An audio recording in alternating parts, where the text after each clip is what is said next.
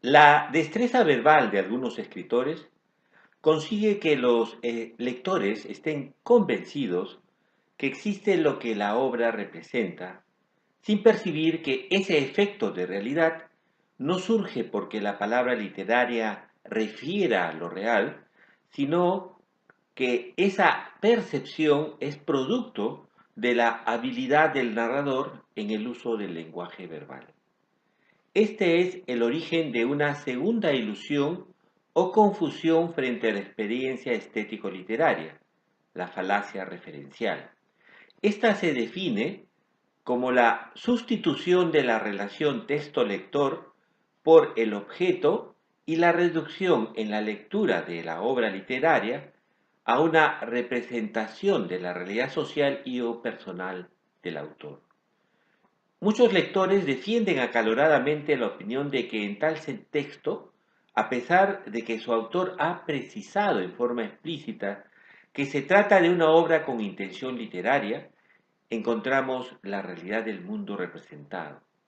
Los signos verbales de la escritura pierden su arbitrariedad y se convierten en expresión necesaria, motivada de lo real fenoménico que ha plasmado el escritor. Así, un discurso con intención estético-literaria se metamorfosea en uno filosófico, ensayístico, sociológico, económico, político, etc. La adscripción y asunción consciente de un género textual ficcional, poema, cuento, relato, novela, etc., generalmente refrendada en la portada, la colección o serie de publicaciones y los explícitos paratextos o los enunciados que acompañan al texto principal de su obra, como pueden ser el título, subtítulos, prefacios, índices de materia, etc., que buscan asegurar su presencia en el mundo, su recepción y consumo, son obviados y sustituidos por un manifiesto, testimonio, declaración de la verdad de la interpretación que predica el crítico o comentarista en forma antojadiza. En la tradición de la literatura peruana y latinoamericana, esta lectura errónea aparece en forma muy frecuente porque, como precisó el crítico mexicano Alfonso Reyes, esta sufre de una tendencia ancilar, es decir, de una evaluación del discurso estético literario, principalmente en función de la utilidad para dar cuenta de la sociedad, sus contradicciones y problemas. Por ello, hemos escogido como ejemplo de lo explicado un reciente trabajo de investigación doctoral que, luego de ser aprobado, ha sido publicado como libro. De este extraeremos las citas pertinentes para mostrar la falacia mencionada. La obra de Gamaliel Churata, seudónimo de Arturo Peralta, constituye el objeto de estudio aludido. Este publicó en vida un texto único, El pez de oro, retablos de Laicacuy, La Paz, Canata, 1957.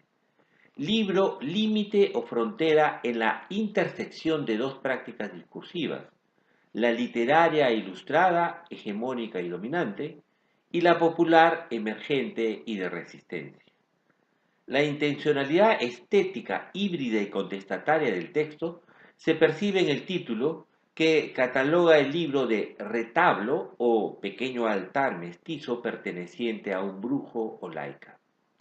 Una escritura sincrética, ritual y paradójica, elaborada en un registro oral de un castellano andino, con mezcla de términos quechos y aymaras, otorga al texto una peculiar fisonomía congruente con la vida de un autodidacta cuya producción escrita, dispersa, estuvo marcada por los avatares propios de la reivindicación cultural, la marginación y la fragmentación.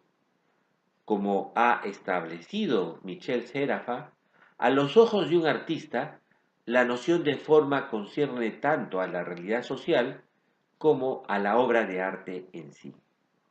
Churata usa una forma propia de la cultura andina como modelo genérico de modo natural e intuitivo, sin tener posiblemente plena conciencia de las repercusiones de dicho acto. Sin embargo, la falacia referencial lleva al estudioso autor de la tesis a obviar su lectura e interpretación para reducir dicha experiencia a una constatación del objeto. En la tesis termina avalando la interpretación de otros lectores que ven en El pez de oro la representación de, cito, las categorías culturales andinas que han servido y sirven para entender este mundo andino. Fin de cita. Gracias a esta ilusión, la esporádica, contradictoria y azarosa escritura de Arturo Peralta termina convertida en un programa integral y un proyecto ideológico estético que involucra, cito, discursos políticos, educativos, religiosos, literarios e históricos, cuyos discursos de representación afirman lo propio que proyectan desde los orígenes mitológicos hasta las manifestaciones culturales actuales. Fin de cita.